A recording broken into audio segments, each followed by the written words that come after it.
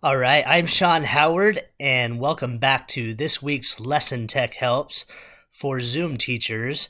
And just a quick reminder, the assessment you should be doing sometime in the next couple weeks. And we have a little different direction about the assessment this time. We're actually going to use the in-class review for the assessment and not the actual assessment in a Zoom class situation. And so we've been asked to not just give the individual assessment, but to make it a group review. And to do that, we're going to use the Doctoral Mastery Assessment Review number 1, as it says right here.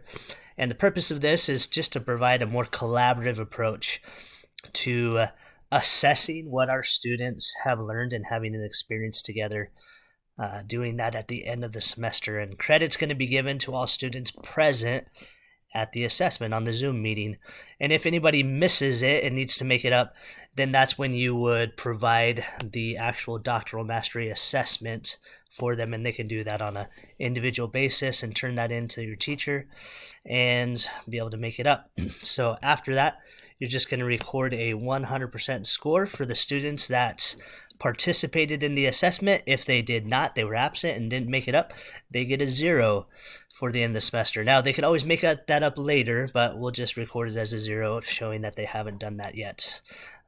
So I want to go actually to the review that we're going to use for the assessment. To find that, you just go to the very bottom of the curriculum and go to Doctoral Mastery Assessment Review number 2.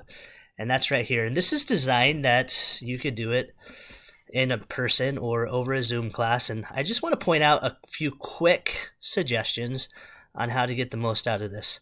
So if I were to be teaching this over Zoom, these are a few things that I might switch up. When you get to this review activity number 1, grade activity, you're going to want to try to do something alternative besides just giving a quiz. That's not a very interactive way, but what you could do is to use this idea of having 2 different bowls and students choosing one and sharing it with the others.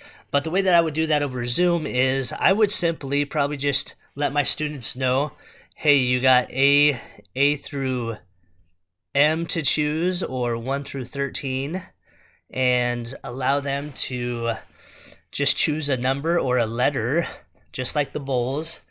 And when they choose that, you just quickly shoot them a private message on the chat with the scripture reference or the phrase, and have the students just lead out just like they would in this suggestion of matching and that. And so that's one little tweak that you might do to help get around the fact that you're not in person and don't have bowls, but just using it as choose a letter or number, and as a teacher, you sneak that to them in the chat.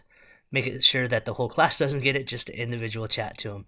Now, review activity number 2, if you're going to use this one as well.